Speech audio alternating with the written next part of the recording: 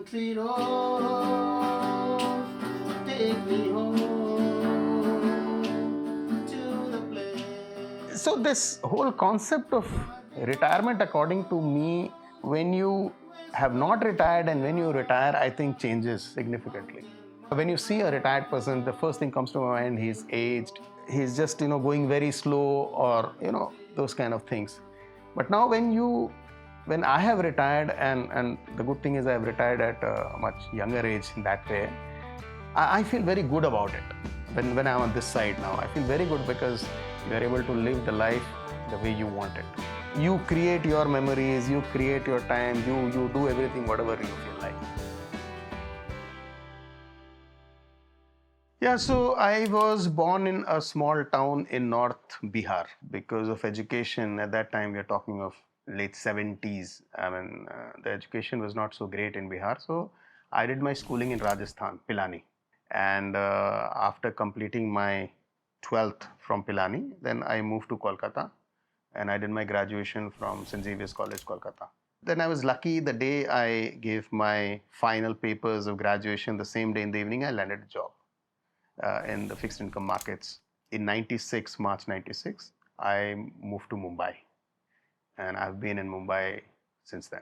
So a 30-year-old myself would actually be very surprised if he would meet me. And the reason being that when I was 30, I was struggling in the sense that for me, it was more like I was in a 1 BHK house. I had my son was born, who was my second child. And at that time, it was all about how do I move to a 2 BHK house because the family is now growing and, their education and all those things were your priorities. At that time, you don't even think about retirement planning, early retirement. It was more like you get your salary, you spend whatever is left, you save. So that was your life. However, if I meet a 40-year-old self, he will be very happy seeing me. The reason being that when I turned closer to 40, like about 37, 38, that was the time when this whole idea of an early retirement came to my mind. But it was very difficult task at that time. I mean, like at that time, my corpus might be, let's say, X. And then you realize, oh, but if you want to retire by 50, this corpus has to be at least 7, 8x. The question is, can you earn 7, 8x in those 10, 12 years? So that was a very humongous task, a very uphill task for that matter. But if I meet that person, of course, he'll be very happy that, finally with whatever, some bit of luck, with some bit of prudent planning, I achieved that. See, there are two ways to increase your salary. One is you can jump jobs and ask for a higher salary. The other is you can invest in yourself and make yourself more valuable. I actually took the second path. Even though I was a fixed income expert, I was a risk management expert, but I kept on reading, I kept on learning. I was lucky I was working in a very good company like Bloomberg, wherein if you want to learn, there are a lot of opportunity to learn. There are so many experts available around you. There's so many resources available to you that if you keep on learning, keep investing in yourself. And that's what I did. And then when you make a move, then you can get a significant jump, both in terms of salary, in terms of bonuses. 30-year myself, which was in 2002, I was looking for a 2-bedroom house. In about 2003 or 4, I bought a house. And then there was some problem in that house, in the sense that there was some approval issue or whatever. And the builder said that, I'm not sure whether I'll be able to deliver this house or not. You have two options. I'll give you the money back, or if you want, stay invested. We'll solve the problem. And my sense is I'll be able to solve the problem. So I trusted the builder and said, okay, let's do that. But I still needed a 2 BHK house. So then I bought another house in 2004. So that was a period wherein I was having two houses. One was under construction, the other one I moved in, and there was an EMI as well on both. So that 2004 to 2006-07 was a bit of a difficult period. But then when the house got delivered, after that, the rentals jumped in Mumbai. So I put it on rent. There was a good rental income. And again, when I started thinking about retirement planning, I sold off that house and invested all that money again in tax-free bonds. So I think that was a shift. That was the time I became a crorepati as well. Your salary was growing, your income from passive income from all these bonds also started kicking in, and then you reinvest those things. So I think that was the time when your investments kind of started going up that way. My corpus at this moment would be somewhere north of 20 crores, slightly north of 20 crores.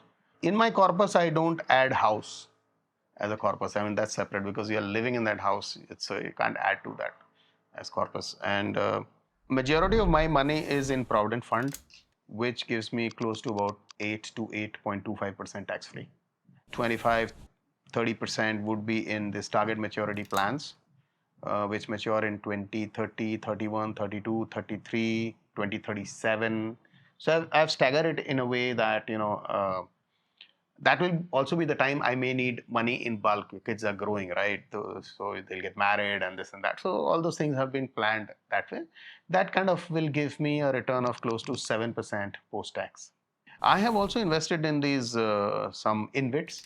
So there the return is about 11, 12%, but that is taxable. So post-tax it's about another 7.5%. What I have also done is I've also invested in these insurance products, which gives you a bit of insurance, but they are mainly investment products, which gives you a guaranteed tax-free return on a future date.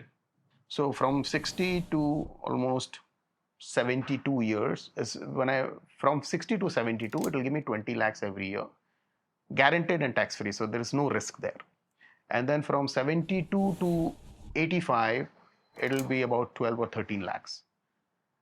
So I have planned it because thinking that, okay, at that time, even my expenses would come down. 60 to 72, you are like fit, you can travel and all those things. After that, your requirements do come down. It's mainly health and all. So that's the way I have planned that part as well. But at the same time, I also invested about 30% in equities. And I expect a return of not more than 12, 13%.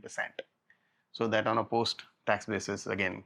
So the whole idea is to earn a return of about 8 to 9% post-tax on your portfolio. Since I started my career in fixed income, and most of my career has been in fixed income, I think my thought process was only fixed income. If I would have the right weightage on equities, probably I would have reached my target or goal maybe 2-3 years before. So I would say equities are not bad.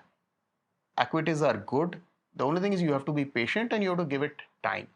And if you think that you cannot manage it, you don't understand finances or whatever, because there are many people, they may be engineers, they may be good at what they do, but they may not understand financial markets too well. Then best is give it to mutual funds, invest there, so that give it to professionals. I mean, they know things better. When I left the job, for family, it didn't come as a surprise because sometimes, you have to do a trade-off also. So when they compare my friend has a BMW, well, but I have a normal, small car, they say, oh, but why don't we have a BMW? And that's when I'd say, because we are making some small sacrifices for a larger, target that we have. Sometimes even traveling abroad, we used to be very prudent. So what if somebody? I still remember when I went to Japan with my family. I think it was 2020. I don't remember the year. Everybody said it will cost you 6-7 lakhs, but I said, okay, can I make it in 4 lakhs? And I was able to do it with proper planning. You book tickets well in advance. You figure out. You stay in Airbnb. So those things kept on making them believe that the plan is on. And when I turned 50, it was like they were kind of prepared that it can happen now anytime. So it did not come as a surprise, at least to family and my close friends. It did come as a surprise to my friends, who were like other friends were like saying, are you sure you're retiring or you're joining somewhere else? When are you joining any other company and all those things? But then by now, I think everybody knows that. I've been passionate about music, and for many, many years, I wanted to learn guitar, but this grind or rat race, whatever we call it, never gave me enough time. So once I retired, the first things that I did was to start learning guitar. So, and when you are able to play a nice tune, or you play a with song with in front of your friends, and they all enjoy. So I think that's one good measure of success. Otherwise, I also trade equity markets. I've kept a very nominal target of making 5,000 rupees every day. So whenever I'm able to achieve that, so it's a personal target, and I'm very happy about it. Now I wake up at 8 o'clock in the morning. I cook my own breakfast, and when I offer that to my wife or my kids, and they say wow, and that you feel very good about it. My children, they are forming their careers, and also I have more time to talk to them in terms of what they are doing, the challenges they face, and how I can guide them through those challenges. So I think that's something which I'm sure they feel good about. I spend more time now with my wife. Many times we go to gym together, we go out for dinner and all those kind of things. In corporate life, we used to regularly be in touch with the markets, the news and all. Now for me, all those things has now become noise.